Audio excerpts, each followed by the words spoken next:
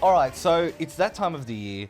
We're coming into Christmas. Let's praise the Wii U again. Let's just get that out of the way. Yeah, let's just get that out of the way because basically that's what this review of Bayonetta 2 is going to be. It's been a long time coming and there hasn't really been a killer app this year for the Wii. Was that fair to say? I mean, we had Mario Kart 8, but it wasn't quite there. yeah, Mario Kart 8 did it for a lot of people. I mean, I think Mario Kart 8's broad appeal to everyone, but the hardcore, quote unquote, if we're using that, waited for Bayonetta 2.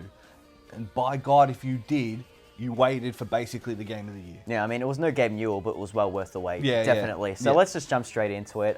Jean, Bayonetta's sister, has unfortunately been dragged to hell, and now we can't try to get her back. Not in a bad Sam Raimi kind of way. Oh, yeah. Yeah. Awesome Sam Raimi kind of way. But Yeah, anyway, yeah. that's the story. That's the grassroots. Yeah. That's it. But basically, yeah, and so that is really the crux of the story. You meet up with people along the way. You learn more about her past and her shared past with Jean and the new character, Loki.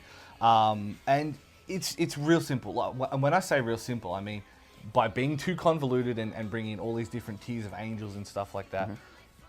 It's still a real simple story of, I'm going to save Jean from hell. I'm going to slay some demons. It is a beat 'em up Yeah. at its core. So you don't want anything overshadowing the beat 'em up and the core, the meat and potatoes of Bayonetta 2. It is like Yeah. it's the best. It is hands down the best.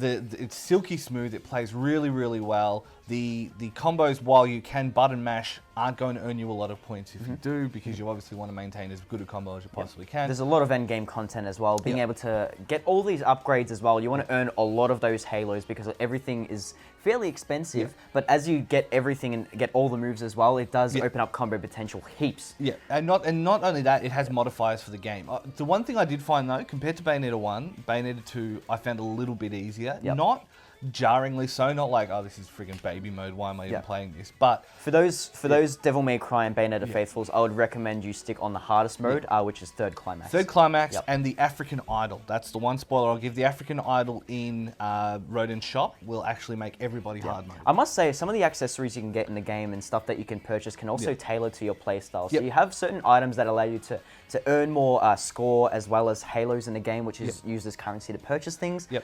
So you can suit it towards your playstyle. Yeah, If you're a bit of a greedy Wario type player, Yep. you can get those kinds of things. Yep. There's all items that can suit to everyone's pace. So for a game that's real simple in its approach, it's also very complex in how you can play it. And that's not even going into the graphics, because at some points in this game, it looks fantastic. There are times, obviously, where the limitations of the textures come in a little bit. The textures are a little bit offish, but there's a lot of lens flare, there's a lot of bells and whistles. In motion, this thing is amazing. Not to mention the fact that the designs, the enemy designs are just, look, honestly, when it's all said and done, boiled down to brass tacks, game of the year so far? Yeah, Bayonetta, definitely. And if you need another opinion to convince you otherwise, ask your mum.